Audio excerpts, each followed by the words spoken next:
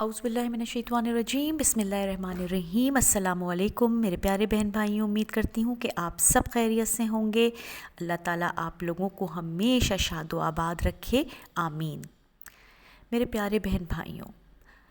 دعائیں عبادت کا نچوڑ ہیں، اس کا مغز ہیں، تو اللہ تعالیٰ سے خوب دعائیں مانگنی چاہیے اور گڑ گڑا کے مانگنی چاہیے، اور اللہ تعالیٰ سے عافیت کی دعائیں، حفاظت کی دعائیں مانگتے رہنا بھی ہمارے عمل کا حصہ ہونا چاہیے۔ تو ہر وقت اپنے ایمان کی حفاظت کی، دین میں استقامت کی، ہدایت کی، اپنی اولاد، مال و جان، ہر شے کی حفاظت کی دعائیں مانگتے رہنا ہمارے عمل کا حصہ ہونا چاہیے۔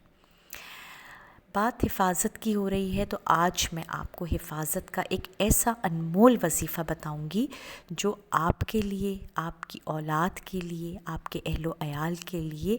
ایک سرمائے کی مانند ہوگا، ایک قیمتی خزانہ ہوگا۔ اور میرے بہن بھائیوں، آج کل جو حالات چل رہے ہیں، بہت خراب حالات ہیں، اس میں اس وظیفے کو، میری آپ سے گزارش ہے کہ اس عمل کو اپنے اوپر لازم کر لیجئے گا اپنے بچوں کے لیے۔ تو اس کا طریقہ کار بہت آسان ہے اور بہت مختصر سا ہے۔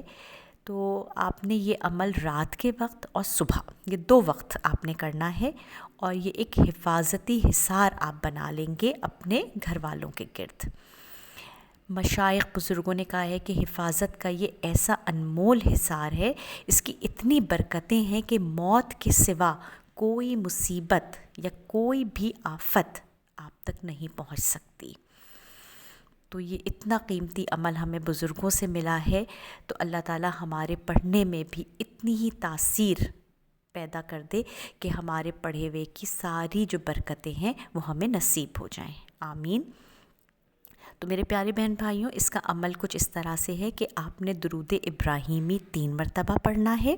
اس کے بعد آپ نے سورہ فاتحہ 3 مرتبہ پڑھنی ہے،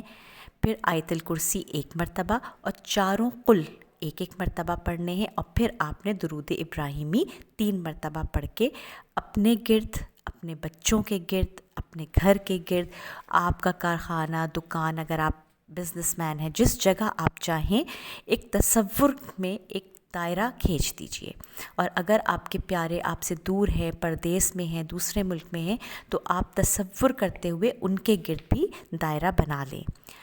تو جس چیز کے گرد آپ یہ حفاظتی حصار کھینچ دیں گے تو اللہ تعالیٰ کی حفاظت میں آ جائیں گے، اور یہ اللہ تعالیٰ کے کلام کی برکتیں ہیں، اور آپ کے ایمان کی مضبوطی ہوگی کہ اللہ تعالیٰ نہ صرف آفتوں سے بلکہ اس دور کے جو فتنے ہیں ان سے بھی بچوں کو محفوظ فرمائیں گے، اور آپ کے پورے گھر کو، آپ کے مال کو، جس جگہ آپ یہ دائرہ بنائیں گے اللہ تعالیٰ اس کی حفاظت فرمائیں گے۔ تو میرے پیارے بہن بھائیوں، یہ عمل تو آپ نے ضرور کرنا ہے، اور اس کے علاوہ آپ نے اپنے خود بھی اور اپنے گھر میں موجود تمام افراد کو یہ تاکید کرنی ہے کہ گھر سے باہر نکلتے ہوئے،